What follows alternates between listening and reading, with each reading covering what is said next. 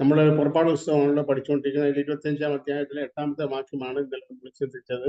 അതായത് ദൈവം മനുഷ്യനോട് കൂടെ വസിക്കാൻ ആഗ്രഹിച്ചു, എന്നാൽ അത് സാധിക്കാതെ പോയി. ആദാം പാപം ചെയ്തപ്പോൾ ആദാമിനോട് കൂടെ വസിക്കാൻ ദൈവത്തിന് കഴിയാതെ പോയി. എന്നാൽ ദൈവത്തിന് മനുഷ്യനോടുള്ള ആഗ്രഹവും താല്പര്യവും വിട്ടുകളഞ്ഞില്ല. ഇവിടെ നമ്മൾ വായിച്ചത്, കഴിഞ്ഞ ദിവസം ചിന്തിച്ചത്, ഞാൻ അവരുടെ മധ്യേ വസിക്കേണ്ട, അവരുടെ കൂടെ എന്നല്ല, അവരുടെ മധ്യേ വസിക്കേണ്ടതിന് എനിക്കൊരു ഒരു വാസസ്ഥലം ഉണ്ടാക്കണം. തിരുനിവാസം എന്ന് നമ്മളതിന് പറയുന്നു. അത് ഇന്ന മാതിരി ആയിരിക്കണമെന്ന് മോശയ്ക്ക് ദൈവം പർവ്വതത്തിൽ വെച്ച് കാണിച്ച മാതൃപ്രകാരം തന്നെ ആയിരിക്കണം എന്ന് മോശയോട് ദൈവം വളരെ കർക്കശമായി അത് പറയുന്നു. ആ തിരുനിവാസത്തിന്റെ ആദ്യത്തെ ഭാഗം എന്താണ് നമ്മൾ കഴിഞ്ഞ ദിവസം ചിന്തിച്ചു. ആദ്യമായിട്ട് ഉണ്ടാക്കാൻ പറഞ്ഞത് അത് കതിരമരം കൊണ്ടുണ്ടാക്കിയ ഒരു പെട്ടകമാണ്. നിയമപ്പെട്ടകം എന്ന് നമ്മളതിന് പേർ പറയുന്നു. നിയമപ്പെട്ടകം, ദൈവത്തിന്റെ കൽപ്പന. അതിനുള്ളിൽ 3 സാധനങ്ങളുണ്ട്. ഒന്ന് അതിനോട് തണുത്തപടി, ദൈവത്തിന്റെ കൽപ്പന, മന്നാത്ത പൊൻപാത്രം, ഇങ്ങനെ 3 വസ്തുക്കളുണ്ട്. അത് സ്നേഹവും വിശ്വാസവും പ്രത്യാശയാണ് എന്ന് നമ്മൾ കഴിഞ്ഞ ദിവസം കണ്ടു. നമ്മുടെ ജീവിതത്തിൽ നമുക്ക് ഈ വിശ്വാസവും പ്രത്യാശയും അത് വളരെ തമ്മിൽ യോജിച്ചു പോകുന്നതാണ്. അപ്പോൾ തന്നെ വളരെ ആഴത്തിൽ നമ്മുടെ ഉള്ളിൽ വേണ്ടതായ കാര്യമാണ്. സ്നേഹം വേണ്ട എന്നല്ല ഞാൻ പറഞ്ഞൊരു താല്പര്യം. കാരണം നമ്മളെ തന്നെ പരിശോധിച്ചാൽ നമുക്കൊരു കാര്യം ഗ്രഹിക്കാൻ കഴിയണം, അഥവാ കഴിയും. നമ്മുടെ ഇബ്രാഹിം പറഞ്ഞിരിക്കുന്നു, വിശ്വാസം എന്നതോ ആശിക്കുന്നതിന്റെ ഉറപ്പും കാണാത്ത കാര്യങ്ങളുടെ നിശ്ചയമാകുന്നു എന്ന് അവിടെ എഴുതിയിരിക്കും. നമ്മുടെ ആശയം എന്താണ്? വിശ്വാസം എന്ന് പറഞ്ഞാല് നമ്മൾ ആശിക്കുന്നതിന്റെ ഉറപ്പാ വിശ്വാസം. അപ്പൊ നമ്മൾ ഈ ലോകത്തിലായിരിക്കുമ്പോൾ നമ്മൾക്ക് ആശയാണോ അതോ പ്രത്യാശയാണോ? നമ്മുടെ ആശ എന്ന് പറയുന്നത്, ലോകത്തിലുള്ള എല്ലാ മനുഷ്യർക്കും ആശകളുണ്ട്, ആഗ്രഹങ്ങളുണ്ട്. എന്നാൽ ലോകത്തിലുള്ള എല്ലാ മനുഷ്യർക്കും പ്രത്യാശയില്ല. പ്രത്യാശ ഉണ്ട് എന്നുള്ളതിന്റെ ഉറപ്പ്, പ്രത്യാശ ഉണ്ട്, പ്രത്യാശ മറ്റെല്ലാവരെക്കാളും അധികം പ്രത്യാശ എനിക്കുണ്ട് എന്നതിൻ്റെ ഒരു ലക്ഷണം ആയിട്ട് നമുക്കൊരു കാര്യം തീരുമാനിക്കാം, ഉറപ്പിക്കാം. ആ ലക്ഷണം എന്ന് പറയുന്നത്, ദൈവം പ്രാർത്ഥന കേൾക്കും എന്നുള്ളതിനെക്കാട്ടിലും ദൈവം എന്നെ സഹായിക്കും എന്നുള്ളതിനെക്കാട്ടിലും എനിക്ക് യഥാർത്ഥത്തിലുള്ള പ്രത്യാശയുണ്ടോ എന്നുള്ളതിൻ്റെ നമ്മളെ തന്നെ ചെക്ക് ചെയ്യാനുള്ള, പരിശോധിക്കാനുള്ള ഒരു കാര്യം എന്ന് പറയുന്നത്, മരണത്തെക്കുറിച്ചുള്ള നമ്മുടെ സങ്കല്പം എങ്ങനെയുണ്ട്? അല്ല, മരണത്തെക്കുറിച്ച് നമുക്ക് ഭയമുണ്ടോ? മരണം ഒരു പ്രത്യാശ ഉള്ളവന്റെ ഏറ്റവും പ്രധാനപ്പെട്ട ലക്ഷണം, അവന് മരണഭയം ഉണ്ടാകത്തില്ല. കാരണം മരണം എന്ന് പറയുന്നത് പ്രത്യാശ ഉള്ള ഒരു ദൈവമനുഷ്യനെ സംബന്ധിച്ചിടത്തോളം മരണം എന്ന് പറയുന്നത് വളരെ അവന് പ്രത്യാശ കൊടുക്കുന്ന ഒരു കാര്യം. കാരണം മരിച്ച് ഈ ശരീരം വിട്ടാൽ കർത്താവ് യേശു ക്രിസ്തുവിനോട് കൂടെ ആയിരിക്കാമല്ലോ എന്നുള്ള ആ പ്രത്യാശ ഉള്ളവനെ സംബന്ധിച്ചിടത്തോളം മരണം ഒരു ബുദ്ധിമുട്ടുണ്ടാക്കുന്ന, അഥവാ വല്ലാത്തൊരു അസ്വസ്ഥതയ്ക്ക് കാരണമാകുന്നില്ല, നേരെ മറിച്ച അതിന് കാരണമായിത്തീരുന്നു. ഈ ദൈവത്തിൽ പറഞ്ഞിരിക്കുന്ന അപ്പോസ്തലന്മാരും പ്രവാചകന്മാരും പിതാക്കന്മാരും എല്ലാം മരണത്തെ വളരെ സധൈര്യം നേരിട്ടതിന്റെ കാരണം, അവള് വളരെ സന്തോഷത്തോടെ മരണത്തെ വരിച്ചതിന്റെ കാരണം അവർക്ക് പ്രത്യാശ ഉണ്ടായിരുന്നു. നമ്മൾ ഈ ആ ക്രൂശിൽ കിടക്കുന്ന കള്ളനെ കുറിച്ച് നമുക്കൊന്ന് ആലോചിച്ചു, ഒരു മിനിറ്റ് നമുക്ക് ആലോചിച്ചു. അതായത് ഈ ക്രൂശിലാണ് യേശുവിന്റെ അടുത്ത് മറ്റു 2 കള്ളന്മാരെ ക്രൂശിച്ചായിരുന്നു. ശരിക്കും ഇപ്പോഴത്തെ അവരുടെ അവസ്ഥയിൽ അവരുടെ ആശ എന്തായിരിക്കണം, അല്ല അവരുടെ ആഗ്രഹം എന്തായിരിക്കും? യേശുവിനെ കുറിച്ച് അവർക്കറിയാം. അറിയാമെന്നുള്ളതിന്റെ തെളിവ് ഒരു കള്ളൻ പറയുന്നു, നമുക്ക് യോഗ്യമായ ശിക്ഷയാണ് അനുഭവിക്കുന്നത്, എന്നാൽ ഇവനോ അരുതാത്ത ഒന്നും ചെയ്തിട്ടില്ല എന്ന് ഒരുവൻ മറ്റൊരാളോട് പറയുന്നു. അപ്പൊ അതിൽ നിന്ന് യേശുവിനെ കുറിച്ച് ഇവർക്ക് അറിയാം എന്നുള്ളത്, ഈ ഒരു കള്ളനെങ്കിലും കൃത്യമായിട്ട് യേശുവിനെ കുറിച്ച് അറിയാം എന്നുള്ളത് നമുക്ക് മനസ്സിലാക്കാം. അപ്പോ യേശു അത്ഭുതം ചെയ്യുന്നവനാണ്, മരിച്ചവരെ ഉയർപ്പിക്കുന്നവനാണെന്നൊക്കെയുള്ള കാര്യം ഈ കള്ളന് അറിയാം. പക്ഷെ ഇപ്പൊ ആ കള്ളൻ യേശുവിനോട് ആവശ്യപ്പെടുന്നത് ശരിയായിട്ട് ഇപ്പോഴത്തെ അവസ്ഥയിൽ അവൻ ആവശ്യപ്പെടേണ്ടത്, ലോകത്തിലുള്ള ഒരു മനുഷ്യനാണെങ്കിൽ ആവശ്യപ്പെടുന്നത്, നിനക്കെല്ലാം ചെയ്യാൻ കഴിയുമല്ലോ. അപ്പോൾ ഈ മരണത്തിൽ നിന്ന്, ഈ ക്രൂശിൽ നിന്ന് എങ്ങനെയെങ്കിലും എന്നെ ഒന്ന് ഇറക്കി വിടണം. നിനക്കതെല്ലാം കഴിയുമെന്ന് എനിക്കറിയാം, നീ എന്നെ ഒന്ന് ഇറക്കി വിടണം. അതാണ് ഒരു ആവറേജ് മനുഷ്യൻ ആ സന്ദർഭത്തിൽ യേശു ക്രിസ്തുവിനോട് ആവശ്യപ്പെടാനുള്ള സാധ്യത. അത് തെറ്റോ ശരിയോ എന്നുള്ളതല്ല ഞാൻ പറഞ്ഞു. എന്നാൽ ഇവൻ പറയുന്നത്, ഈ അവന് മരണം എന്ന് പറയുന്നത് അവനെ സംബന്ധിച്ചിടത്തോളം ഒരു പ്രശ്നമുളവാക്കുന്നില്ല. അതാ ഞാൻ പറഞ്ഞതിന്റെ താല്പര്യം. അവനെ സംബന്ധിച്ചിടത്തോളം അവന് മരണമല്ല പ്രശ്നം. മരിക്കുന്നത് അവനെ സംബന്ധിച്ച് ഒരു പ്രശ്നമായിട്ട് വരുന്നില്ല. അവന്റെ പ്രശ്നം അവർ യേശുവിനോട് പറഞ്ഞത് നീ രാജ്യത്വം പ്രാവശ്യം വരുമ്പോൾ എന്നെയും ഓർക്കണം. യേശു രാജാവാണെന്ന് അവൻ എങ്ങനെ മനസ്സിലായി?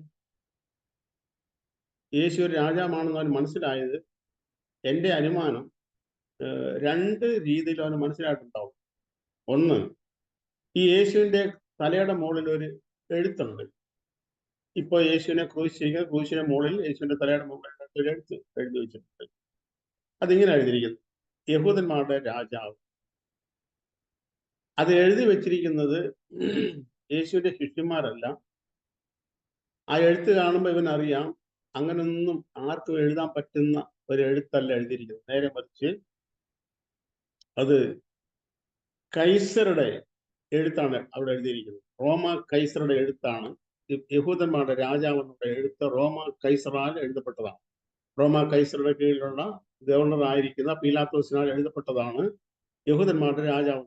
അപ്പൊ ഇവന് നിസ്സംശയം, ഒരു തർക്കവും ഇല്ലാതെ ഇവന് ഒരു കാര്യം അറിയാം, റോമ ഗവൺമെന്റ്, റോമ കൈസർ ഇല്ലാത്തൊരു കാര്യമോ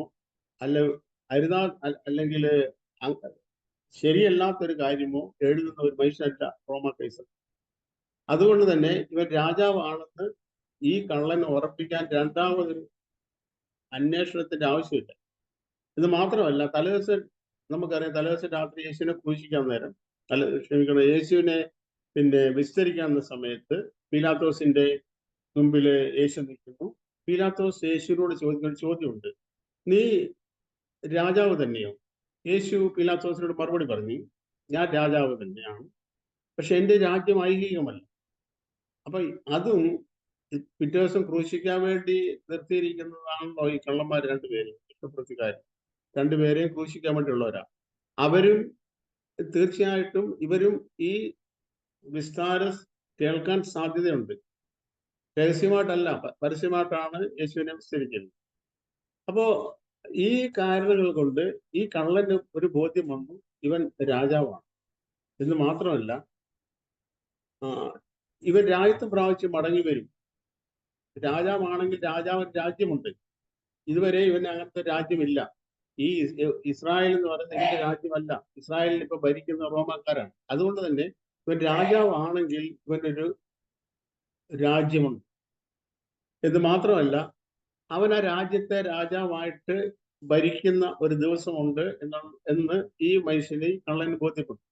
അതുകൊണ്ട് കള്ളൻ അതിന്റെ ആവശ്യം എന്നെ ഇപ്പൊ ക്രൂശിൽ നിന്ന് ഇറക്കി വിടണമെന്നോ, എൻ്റെ ഇന്നത്തെ സർവ്വസാധാരണമായി നാം കേൾക്കുന്ന പോലെ എൻ്റെ അവസ്ഥയ്ക്ക് മാറ്റം വരുത്തണമെന്നോ അല്ല, ഇങ്ങനത്തെയുള്ള ഒരു കാര്യമല്ല കള്ളൻ യേശുവിനോട് പറയുന്നത്. നേരെ മറിച്ച് യേശുവിനോട് പറയുന്നത്, നീ രാജ്യത്വം പ്രാവശ്യം വരുമ്പം എന്നെയും ഓർത്തുകൊള്ളണം. അപ്പൊ ഞാൻ പറഞ്ഞൊരു താല്പര്യം, ഒരുവൻ മരിക്കാൻ സന്തോഷത്തോടെ ഒരുവൻ മരിക്കണമെങ്കിൽ അവൻ ആശയല്ല, അവൻ പ്രത്യാശയുള്ളവനായിരിക്കും. അപ്പൊ ഇങ്ങനെ പ്രത്യാശയുള്ളവർക്ക് അവരുടെ ആ പ്രത്യാശയുടെ ഉറപ്പാണ് വിശ്വാസം എന്ന് പറയുന്നത്. അപ്പൊ ഇവിടെ ഈ മൂന്ന് കാര്യങ്ങള് ഈ നിയമപ്പെട്ടതിനുള്ളിൽ വേണമെന്ന് പറഞ്ഞ് നമ്മൾ ചിന്തിച്ചു. അതുകൊണ്ട് ഞാൻ പറഞ്ഞതാണ്. ഇനി നമുക്ക് അടുത്ത ഭാഗത്തേക്ക് പോകാം. 25-ാം അധ്യായത്തിന്റെ 23-ാമത്തെ വാക്യത്തിൽ എഴുതിയിരിക്കുന്നു, കതിരുമരം കൊണ്ടൊരു മേശ ഉണ്ടാകും.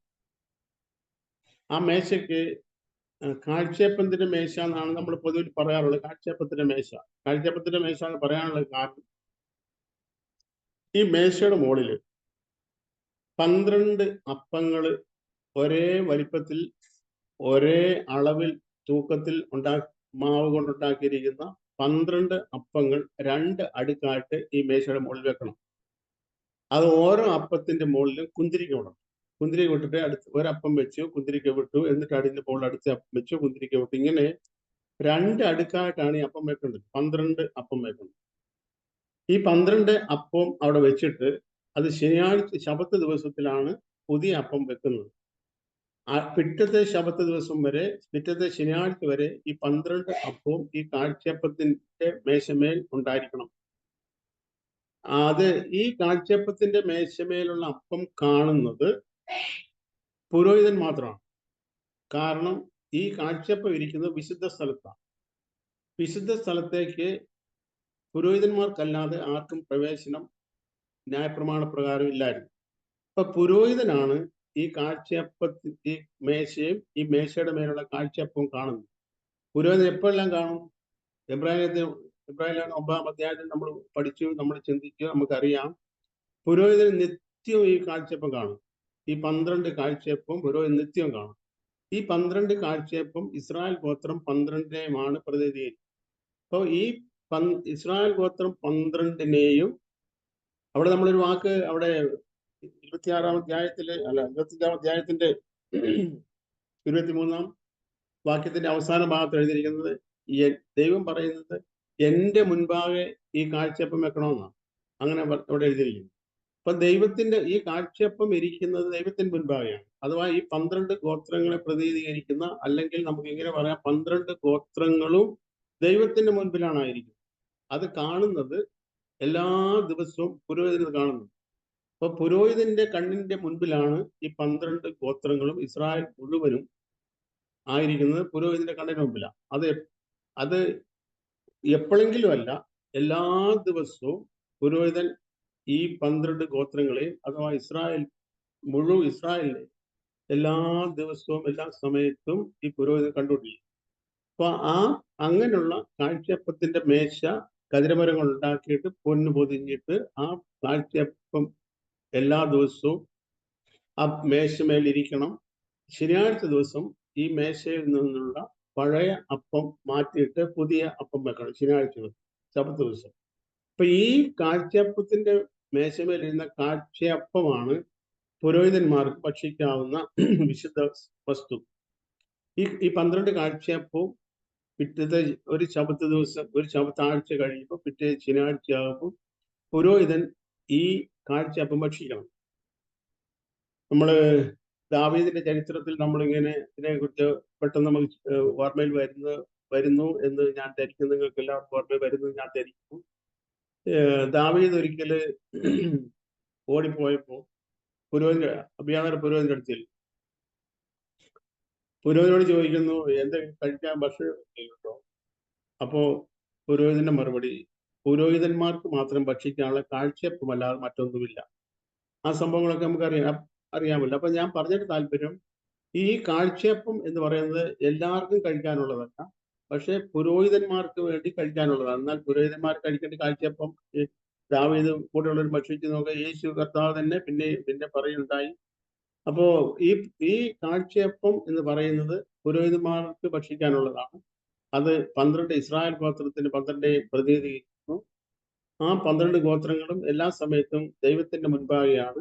എല്ലാ സമയത്തും പുരോഹിതൻ ഈ കാഴ്ചയപ്പത്തിന്റെ മേശയും ഈ കാഴ്ചയപ്പവും കണ്ടുകൊണ്ടിരിക്കുന്നു. അടുത്ത വാക്യം 25-ാം അധ്യായത്തിൽ 31-ാമത്തെ വാക്യത്തിലേക്ക് വരുമ്പോൾ അടുത്ത സാധനം ഉണ്ടാക്കേണ്ടത് ഒരു നിലവിളക്കിനെ കുറിച്ചാണ് മോശയ്ക്ക് ദൈവം കൽപ്പന കൊടുത്തത്. നിലവിളക്ക്. ഈ നമ്മളിപ്പോ ശ്രദ്ധിച്ചാൽ നമുക്കൊരു കാര്യം മനസ്സിലാവും. നമ്മൾ ഈ നിയമപ്പെട്ടവ ഇരിക്കുന്നത് അതിവിശുദ്ധ സ്ഥലത്താണ്.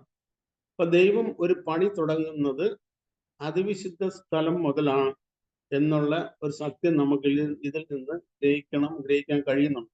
കാരണം ആദ്യമായിട്ട് ഞാൻ അവരുടെ മധ്യേ വസിക്കേണ്ടതിന് എനിക്കൊരു നിവാസം ഉണ്ടാക്കണം.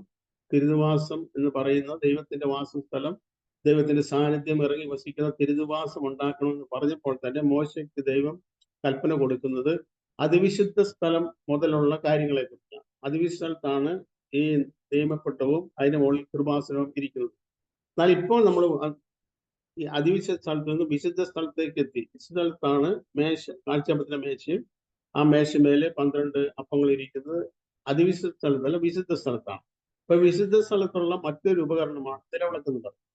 അപ്പൊ ഈ നിലവിളക്ക് 1 താലന്ത് തങ്കം കൊണ്ട് അടിപ്പ് പണിയായിട്ടാണ് നിലവിളക്ക് ഉണ്ടാക്കുന്നത്. ഈ നിലവിളക്കിന് അതിന്റെ നടുക്ക് ഒരു തണ്ട് വേണം. ആ തണ്ടിന് ഉള്ളു പൊള്ളയാണ്. ആ ഉള്ളു പൊള്ളയായിരിക്കുന്ന ആ തണ്ടിനകത്താണ് ഈ വിളക്ക് കത്താനുള്ള ഇടിച്ചെടുത്ത തെളിവുള്ള ഒലിവെണ്ണ ഒഴിക്കുന്നത് ഈ തണ്ടിനുള്ളിൽ. അപ്പൊ ഈ തണ്ടിനോട് അനുബന്ധിച്ച് 2 വശത്തും 3 ശാഖകൾ വീതം ഈ തണ്ടിൽ നിന്ന് തന്നെ അടിപ്പ് പണിയായിട്ട് ഈ 1 താലന്ത് തങ്കം കൊണ്ടുണ്ടാക്കുന്ന ഈ നിലവിളക്കിന്റെ 2 വശത്തും 3 ശാഖകൾ വീതം ഈ തണ്ടിനോട് ചേർന്ന് അടിപ്പ് പണിയായിട്ടുണ്ടാക്കും. അപ്പൊ 2 വശത്തും കൂടി 6 ശാഖകൾ വേണം. നടുക്ക് ഒരു തണ്ട്. അപ്പോ മൊത്തത്തില് ഇതിന് 7 നാളങ്ങളുണ്ട്. ഈ നിലവിളക്കിന് 7 നാളങ്ങളുണ്ട്. ഈ 7 നാളങ്ങള് എന്താണ്? നമ്മൾ വെളിപ്പാട് പുസ്തകത്തിലേക്ക് വരുമ്പോൾ ഇത് 7 സഭകളാണ്. അന്ന് ഈ സഭകളെല്ലാം ഒരൊറ്റ ഒരു നിലവിളക്ക് എന്ന രീതിയിലായിരുന്നു, ഒരു നിലവിളക്കായിരുന്നു. എന്നാൽ ഇന്ന് നമ്മൾ വെളിപ്പാട് പുസ്തകത്തിൽ നമ്മൾ കാണുമ്പോൾ, പഠിക്കുമ്പോൾ, വായിക്കുമ്പോൾ നമുക്ക് മനസ്സിലാകുന്നത് ഈ ഓരോ നിലവിളക്കും സെപ്പറേറ്റ് ആണ്. ഓരോ നിലവിളക്കും അതതിന്റെ സ്ഥാനത്ത് ഇരിക്കുന്ന ഓരോ നിലവിളക്കുകളാണ്. ഈ നിലവിളക്കുകള് സഭയാണ് എന്നുള്ള സത്യം നമുക്കറിയാം. അപ്പൊ ഈ സഭയാകുന്ന ഈ നിലവിളക്ക് എല്ലാ സമയത്തും കത്തിക്കൊണ്ടിരിക്കും. ആ നിലവിളക്ക് എല്ലാ സമയത്തും കത്തണമെങ്കിൽ ഇതിൻ്റെ ഉള്ളില് ഒലിവെണ്ണ ഒഴിച്ചു കൊടുക്കും. തെളിഞ്ഞ ഇടിച്ചെടുത്ത തെളിവുള്ള ഒലിവെണ്ണ ഇതിൻ്റെ ഉള്ളിൽ ഒഴിക്കണം. ആ ഒലിവെണ്ണ ഈ പ്രധാനമായി തണ്ടിൽ ഒഴിക്കുന്ന ഒലിവെണ്ണ 6 ശാഖകളിലേക്കും പോയിട്ട് അതിൽ തിരിയുള്ളത് കൊണ്ട് അത് കത്തിക്കൊണ്ടിരിക്കും. ഇതിന്റെ പ്രത്യേകത ഈ 7 നാളകളും മുന്നോട്ട് വെക്കണം. അല്പം മുന്നോട്ട് ബെൻഡ് ചെയ്ത് ചരിച്ച് ആയിരിക്കണം വെക്കുന്നത്. കാരണം ഇതിന് വിശുദ്ധ സ്ഥലത്ത് പ്രകാശം കൊടുക്കുന്നതിനാണ് ഈ നിലവിളക്ക് ഉള്ളത്. നിലവിളക്ക് സഭയാണ്. അപ്പൊ തന്നെ ഈ നിലവിളക്കാണ് വിശുദ്ധ സ്ഥലത്ത് പ്രകാശം കൊടുക്കുന്നത്. നമുക്കറിയാം, അതിവിശുദ്ധ സ്ഥലത്ത് പ്രകാശം കൊടുക്കുന്നത് ദൈവത്തിന്റെ സാന്നിധ്യമാണെങ്കിൽ വിശുദ്ധ സ്ഥലത്ത് പ്രകാശം കൊടുക്കുന്നത് നിലവിളക്കാണ്. എന്നാൽ അപ്പൊ തന്നെ പ്രാകാരത്തിൽ വെളിച്ചം കൊടുക്കുന്നത്, പ്രാകാരത്തിൽ നമ്മൾ കാര്യങ്ങൾ കാണുന്നത് ഈ ദൈവസാന്നിധ്യമാകുന്ന വെളിച്ചത്തിലുമല്ല, ഈ വിളക്കിന്റെ വെളിച്ചത്തിലുമല്ല, നേരെ സൂര്യപ്രകാശത്തിന്റെ വെളിച്ചത്തിലാണ് പ്രാകാരത്തിൽ കാര്യങ്ങളെ കാണുന്നത്. ഇത് ഒരു ദൈവിക മനുഷ്യന്റെ ഉള്ളിൽ ദൈവത്തിന്റെ പരിശുദ്ധാത്മാവിന്റെ പ്രവർത്തനത്താൽ കാര്യങ്ങളെ നോക്കി കാണുമ്പോൾ, അതോ ലോകത്തിൽ നിന്ന് പഠിച്ച പാഠങ്ങളനുസരിച്ച് കാര്യങ്ങളെ വിലയിരുത്തി പ്രവർത്തിക്കുന്നു, നോക്കിക്കാണുന്നു എന്നുള്ളതിന്റെ ഒരു വേർകൃത്യമാണ് നമുക്ക് ഇതിൽ നിന്ന് ഗ്രഹിക്കാൻ കഴിയും. വെളിച്ചം എന്ന് പറഞ്ഞാൽ അത് ദൈവത്തിന്റെ സാന്നിധ്യമാണ്. ദൈവം ആദ്യമായിട്ട് ഉൽപ്പത്തി പുസ്തകം ചെയ്ത കാര്യം നമ്മൾ വായിക്കുന്നു. വെളിച്ചം ഉണ്ടാകട്ടെ എന്ന് ദൈവം കൽപ്പിച്ച് വെളിച്ചമുണ്ടായി. വെളിച്ചം നല്ലത് എന്ന് ദൈവം കണ്ടു. ദൈവം വെളിച്ചത്തെയും ഇരുളിനെയും തമ്മിൽ വേർതിരിച്ചു. വെളിച്ചത്തിന് ദൈവം പകലെന്നും ഇരുളിന് രാത്രി എന്നും പേരിട്ടു. സന്ധ്യാവിക്ഷമായി എന്ന് നമ്മൾ വായിക്കുന്നു. അപ്പോ ഈ വെളിച്ചം എന്ന് പറയുന്നത് ദൈവ സാന്നിധ്യത്താൽ ഉളവാകുന്ന ദൈവത്തിന്റെ സാന്നിധ്യമാണ് വെളിച്ചം എന്ന് പറയുന്നത്. അപ്പൊ വെളിച്ചത്തിൽ ഒരുവൻ യോഹന്നാൻ അപ്പോസ്തലൻ പറയുന്നുണ്ടല്ലോ, വെളിച്ചത്തിൽ നടക്കണം, വെളിച്ചത്തിൽ നടക്കുന്നു. എന്റെ മക്കൾ വെളിച്ചത്തിൽ നടക്കുന്നെന്ന് കേൾക്കുന്നതിനേക്കാൾ വലിയ സന്തോഷം എനിക്കില്ല. നിങ്ങൾ വെളിച്ചത്തിൽ നടക്കുന്നുണ്ടെങ്കിൽ നമുക്ക് തമ്മിൽ കൂട്ടായ്മ ഉണ്ടെന്നൊക്കെ യോഹന്നാൻ അപ്പോസ്തലൻ നമ്മളോട് പ്രബോധിപ്പിക്കുന്നുണ്ട്. അപ്പൊ വെളിച്ചം എന്ന് പറഞ്ഞാൽ ഒരു മനുഷ്യന്റെ ഹൃദയത്തിൽ ഉണ്ടാകേണ്ട വെളിച്ചം, അത് ഈ ലോകത്തിന്റെ വെളിച്ചമല്ല, നേരെ മറിച്ച് ദൈവ സാന്നിധ്യത്താൽ ഉളവാകേണ്ട, ദൈവത്തിന്റെ പരിശുദ്ധാത്മാവിനാൽ ഉളവാകേണ്ട ദൈവിക വെളിച്ചമാണ് ഓരോ മനുഷ്യന്റെ ഹൃദയത്തിലും പ്രകാശിക്കണമെന്ന് ദൈവം ആഗ്രഹിക്കും. അപ്പൊ ഇങ്ങനെ ഒരു താലന്ത് തങ്കം കൊണ്ടുണ്ടാക്കിയ ഒരു നിലവിളക്ക് വിശുദ്ധ സ്ഥലത്ത് വെക്കണം എന്ന് ദൈവം പറഞ്ഞിരുന്നു. അതിന്റെ പുഷ്പപടങ്ങളും അതിന്റെ കാര്യങ്ങളെല്ലാം എങ്ങനെ ആയിരിക്കണമെന്ന് ദൈവം മോശയോട് പറഞ്ഞു. അത് അടിപ്പ് പണിയായിട്ട് ഉണ്ടാക്കരുത്, വാർത്തുണ്ടാക്കരുത്. ഒരു വിളക്ക് ഉണ്ടാകണമെങ്കിൽ വിളക്ക് ശോഭയോടെ കത്തി ഒരു സ്ഥലത്ത് നിൽക്കണമെങ്കിൽ അതിന്റെ പിന്നിൽ ഒരുപാട് ക്ഷതം ഇതേറ്റിട്ടുണ്ട്.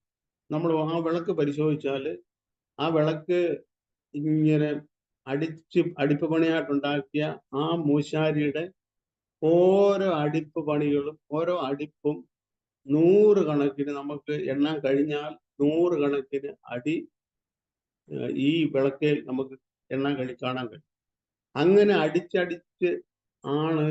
അടിച്ച് പദം വരുത്തിയാണ്, അങ്ങനെ അടിച്ച് ആണ് ഈ വിളക്കായിട്ട് ഈ തങ്കം എടുത്തിരിക്കുന്നത്. അത് ഈ ലോകത്തിൽ ആയിരിക്കുമ്പോൾ മനുഷ്യൻ അഭിമുഖീകരിക്കേണ്ടി വരുന്ന അനേക പ്രശ്നങ്ങളിൽ കൂടെയാണ് ഈ വിളക്ക് ആകുന്നതും. വിളക്ക് അങ്ങനെ മറ്റുള്ളവർക്ക് പ്രകാശം കൊടുക്കത്തക്ക രീതിയിൽ ഈ വിശുദ്ധ സ്ഥലത്ത് കത്തേണ്ടതും ആണ് അതിന്റെ ഒരു നമുക്ക് ഗ്രഹിക്കാൻ കഴിയുന്ന ഒരു സത്യം. അപ്പൊ ഇങ്ങനൊരു നിലവിളക്ക്, തങ്കം കൊണ്ട് നിലവിളക്ക് ഉണ്ടാക്കണം. അതിന്റെ 26-ാമത്തെ അധ്യായത്തിലേക്ക് വരുമ്പോൾ 26-ാമത്തെ അധ്യായത്തിൽ 1-ാമത്തെ വാക്യം ഞാൻ വായിക്കുന്നു. തിരുനിവാസത്തെ പിരിച്ച പഞ്ഞിനൂൽ, നീലനൂൽ, തോമ്പ്രനൂൽ, ചുവപ്പുനൂൽ എന്നിവ കൊണ്ട് ഉണ്ടാക്കിയ 10 മൂടുശീല കൊണ്ട് തീർക്കണം. നെയ്ത്തുകാരന്റെ ചിത്രപ്പണിയായി കെരൂബുകളുള്ളതായി അവയെ ഉണ്ടാക്കണം. അപ്പൊ നമ്മളിപ്പോ തിരുനിവാസം കാര്യം മൊത്തത്തിൽ തിരുനിവാസത്തിലേക്കാണ് ഇപ്പോ ദൈവം മോശയോട് പറയുന്നത്. തിരുനിവാസം എങ്ങനെ ഉണ്ടാക്കണം? അപ്പോ തിരുനിവാസത്തിൽ ഉണ്ടാക്കേണ്ട ഉപകരണങ്ങളെ കുറിച്ചാണ് ആദ്യം നമ്മൾ അത് മോശയ്ക്ക് ദൈവം കൽപ്പന കൊടുത്തത്. ഇപ്പൊ തിരുനിവാസത്തിൽ ഒരു സാധനമല്ല, പല സാധനങ്ങളുണ്ട്. ഓരോരോ സാധനങ്ങളുണ്ട് എന്ന് ഇബ്രായലേഖനത്തിൽ അപ്പോസ്തലനായ പൗലോസ് നമ്മളോട് പറയുന്നുണ്ടല്ലോ. അപ്പോ ഈ തിരുനിവാസത്തെ ഇതിങ്ങനെ പുറത്ത് അല്ല ഓപ്പൺ എയറിലാണ് ഇരിക്കുന്നത്. അപ്പൊ ഇതിന് വെയിലോ മഴയോ ഒന്നും കൊള്ളാതിരിക്കണമെങ്കിൽ, അല്ലെ മഴ നനയാതിരിക്കണമെങ്കിൽ, വെയിൽ കൊള്ളാതിരിക്കണമെങ്കിൽ ഇതിന് ഇത് മൂടണം. അങ്ങനെ മൂടുന്ന മൂടുശീലയെ കുറിച്ചാണ് പറഞ്ഞിരിക്കുന്നത്. ഒന്നാമത് 4 മൂടുശീലകൾ വേണം ഈ തിരുനിവാസത്തെ മൂടുന്നതിന് വേണ്ടി. അതിൽ ഒന്നാമത്തെ മൂടുശീല എന്ന് പറഞ്ഞാൽ നമ്മൾ മേയുന്ന ഒരു തുണി എന്ന് അങ്ങനെ ലളിതമായിട്ട് വേഗം മനസ്സിലാക്കാൻ, ഇത് മേയുന്ന, അല്ലെ ഇതിന് പുറത്ത് ഇത് കാറ്റും മഴയൊന്നും കൊള്ളാതെ വെയിൽ കൊള്ളാതെ മൂടിയിടുന്ന ഒരു വലിയ തുണി എന്ന് സങ്കല്പിക്കുക. അങ്ങനത്തെ ആ തുണിയിലെ ഏറ്റവും അടിയിൽ ഇടുന്ന തുണിയെ കുറിച്ചാണ് പറഞ്ഞിരിക്കുന്നത്. നീലനൂൽ, കൂമ്പളനൂൽ, പിരിച്ച പഞ്ഞിനൂൽ, ഇങ്ങനെ 4 വിധത്തിലുള്ള നൂലുകൾ കൊണ്ട് നെയ്തെടുത്തതായ ഒരു തുണിയാണ് ആദ്യമേ ഇതിൽ ഇടുന്നത്. എന്നിട്ട് അതിന്റെ മുകളില് ചുവപ്പിച്ച ആട്ടുകൊറ്റന്റെ തോല് കൊണ്ട് ഒരു ലെയർ ഉണ്ട്. അതിന്റെ മുകളില് ചുവപ്പിച്ച കോലാട്ട് രോമം കൊണ്ടുള്ള ഒരു ലെയർ ഉണ്ട്. അതിന്റെ മുകളില് തകശുതോലുണ്ട്. അപ്പൊ ഇങ്ങനെ 4 ലെയർ ഈ തിരുനിവാസത്തെ മൂടിയിട്ടുണ്ട്. തിരുനിവാസത്തിന്റെ മുകളില് ഇട്ടിട്ടുണ്ട്. അത് പ്രകൃതിയുടെ പ്രശ്നങ്ങളിൽ നിന്നൊക്കെ അതിനെ സംരക്ഷിക്കുന്നതിന് വേണ്ടിയുള്ള സംവിധാനമാണ് ഈ 4 കാര്യങ്ങൾ. എന്നാൽ കേവലം അതിൽ നിന്ന് സംരക്ഷിക്കാനുള്ള കാര്യങ്ങൾ മാത്രമല്ല, അതെന്താണ് എന്ന് ആത്മീയമായിട്ട് അതെന്താണെന്നുള്ള ഗ്രഹിക്കുന്നത് നല്ലത്. ഒന്നാമത്തെ മൂടുശീല എന്ന് പറയുന്നത് 4 നൂലുകൾ ഉള്ളതാണ്. നീലനൂല്, ധൂമ്രനൂല്, ചുവപ്പ് നൂല്, പിരിച്ച പഞ്ഞിനൂല്. ഈ 4 നൂലുകൾ കൊണ്ട് നെയ്തുണ്ടാക്കിയ വളരെ മനോഹരമായിരിക്കും നെയ്ത്ത് പണിക്കാരൻ ഉണ്ടാക്കിയിരിക്കുന്ന തുണി അതിന്റെ മുകളിൽ. ഇത് കണ്ടിട്ട് ദാവീദ് ഇങ്ങനെ പറഞ്ഞു, സൈന്യങ്ങളുടെ ദൈവമായ യഹോവേ, തിരുനിവാസം എത്ര മനോഹരം. അപ്പൊ ഇത് ഒരു മനുഷ്യൻ ഇതിന്റെ ഉള്ളിൽ കയറിയിട്ട് മുകളിലേക്ക് നോക്കുവാണെങ്കിൽ ഈ 4 വിധ നൂലുകൾ കൊണ്ട് നെയ്തുണ്ടാക്കിയിരിക്കുന്ന ഒരു ലെയറാണ്, ഒരു തുണിയാണ് ഇതിന് മുകളിൽ കിടക്കുന്നത്. ഇത് കാണാൻ ഭയങ്കര മനോഹരം, നല്ല ഭംഗിയാണ്. അപ്പോ ദാവീദിന് യഥാർത്ഥത്തിൽ അത് മാത്രമേ കാണാൻ കഴിയത്തുള്ളായിരുന്നു. കാരണം അതിന്റെ അപ്പുറത്തുള്ള അതിവിശുദ്ധത്തേക്ക് പോകാനോ കാണാനോ ദാവീദിന് ഒരു കാരണവശാലും കഴിഞ്ഞില്ല. പഴയ നിയമ വിശുദ്ധന്മാർക്ക് ആർക്കും കഴിഞ്ഞിരുന്നില്ല, അവർക്ക് കഴിയത്തുമില്ല.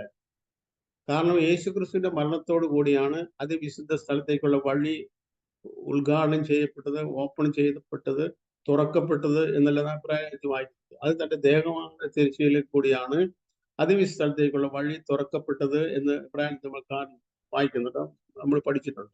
അപ്പൊ ആ വഴി ഈ ദാവീദിനോ പഴയ നിയമ വിശുദ്ധന്മാർക്ക് ആർക്കും വെളിവായിരുന്നു. അത് യേശുക്രിസ്തുവാണ് ആദ്യമായിട്ട് ആ വഴിയിലൂടെ അതിവിശുദ്ധ സ്ഥലത്തേക്ക് പ്രവേശിച്ചത്. അത് തന്റെ ദേഹമാകുന്ന തിരശ്ശീല ചീന്തിയിട്ടാണ് ആ വഴി യേശുക്രിസ്തു ഉദ്ഘാടനം ചെയ്ത് അതിവിശുദ്ധ സ്ഥലത്തേക്ക്, അഥവാ പിതാവിന്റെ സന്നിധിയിലേക്ക് യേശുക്രിസ്തു കടന്നു ചെന്നത്. അപ്പൊ ഇന്ന് നമുക്കും ആ വഴിയെ കൂടെ അതിവിശുദ്ധ സ്ഥലത്തേക്ക് എത്താനുള്ള എല്ലാ സാധ്യതകളും യേശുക്രിസ്തു മുഖാന്തരം ദൈവം നമുക്കും തുറന്നു തന്നിട്ടുണ്ട്. അതിന് ഈ ഒരു വഴി മാത്രമേ ഉള്ളൂ, രണ്ടാമത് വേറൊരു റൂട്ടില്ല അതിന്. അത് തന്റെ ദേഹം എന്ന തിരശ്ശീലയിൽ കൂടിയാണ് യേശുക്രിസ്തു ആ പുതിയ വഴി പ്രതിഷ്ഠിച്ചത് എന്ന് സ്ഥാപിച്ചത് എന്ന് എബ്രായത്തിൽ നമ്മൾ വായിക്കുന്നുണ്ട്. അപ്പൊ നമുക്കും ആ വഴിയുടെ പോകാം. എന്നാൽ ദാവീദ് പറഞ്ഞു, ദാവീദിന് അതിനെക്കുറിച്ചൊന്നും ബോധ്യമില്ലായിരുന്നു. ദാവീദ് ഒരു കാര്യം പറഞ്ഞു, ഈ തിരുനിവാസം എത്ര മനോഹരമാണ്. ദാവീദ് ഇപ്പം എന്താ കാണുന്നത്? ദാവീദ് വിശുദ്ധ സ്ഥലത്തുള്ള കാര്യം മാത്രമേ കണ്ടിട്ടുള്ളൂ. എന്നിട്ട് പോലും ദാവീദ് പറയുന്നു, ഇത് എത്ര ഭയങ്കര, എത്ര മനോഹരമായി. എന്നാല് ഇതിന് ഉള്ളിൽ കയറിയത് കൊണ്ടാണ് ദാവീദിന് ഈ വിശുദ്ധ സ്ഥലമെങ്കിലും പ്രാകാരത്തിൽ നിന്നുകൊണ്ടാണെങ്കിൽ പോലും വിശുദ്ധ സ്ഥലമെങ്കിലും ദാവീദിന് കാണാൻ കഴിയില്ല. കാരണം ദാവീദിന് വിശുദ്ധ സ്ഥലത്ത് കയറാൻ പറ്റത്തില്ല. വിശുദ്ധ കാണാം പ്രാകാരത്തിൽ നിന്നാല്, പക്ഷെ വിശുദ്ധ സ്ഥലത്ത് ദാവീദിന് കടക്കാൻ കഴിയത്തില്ല. കാരണം വിശുദ്ധ സ്ഥലത്തെ കടക്കാൻ കഴിയുന്നത് പുരോഹിതന് മാത്രമാണ്. ലേവ്യ പൗരോഹിത്യത്തിൽപ്പെട്ട പുരോഹിതന്മാർക്ക് മാത്രമേ വിശുദ്ധ സ്ഥലത്ത് പ്രവേശനം ഉണ്ടായിരുന്നുള്ളൂ. ദാവീദ് പുരോഹിതനല്ലായിരുന്നതുകൊണ്ട് ദാവീദിന് അവിടെ പ്രവേശിക്കാൻ കഴിഞ്ഞില്ല. അപ്പോ ദാവീദ് പക്ഷെ പുറത്ത് നിന്ന് നോക്കി, പുറത്തല്ല പ്രാകാരത്തിൽ നിന്നുകൊണ്ട് ദാവീദിന് പ്രാകാരത്തിൽ വരെ വരാമായിരുന്നു. എല്ലാ ഇസ്രായേലിനും 8-ാം നാളിൽ പരിച്ഛേദനയേറ്റ എല്ലാ ഇസ്രായേലിനും പ്രാകാരത്തിൽ വരാം. പ്രാകാരത്തിന്റെ കിഴക്ക് വശത്തൊരു വാതിലിടാം, അതിൽ കൂടെ ഉള്ളിലേക്ക് വരാം. അപ്പോ അവിടെ വരെ ദാവീദിന് വരാൻ കഴിഞ്ഞിരുന്നുള്ളൂ. എങ്കിൽ പോലും അവിടെ നിന്നുണ്ട് ഈ ഒന്നാമത്തെ ലെയർ കണ്ടിട്ട് ദാവീദ് പറയുക, ഇത് അത്ര മനോഹരമാണ് കാര്യം.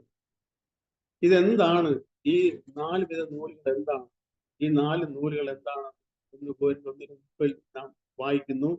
അവൻ നമുക്ക്, അഥവാ കർത്താവ് യേശു ക്രിസ്തു നമുക്ക് ദൈവത്തിൽ നിന്ന് ജ്ഞാനവും നീതിയും ശുദ്ധീകരണവും വീണ്ടെടുപ്പുമായി തീർന്നു. ഇതാണ് ഈ 4 നൂലുകൾ എന്ന് പറയുന്നത്.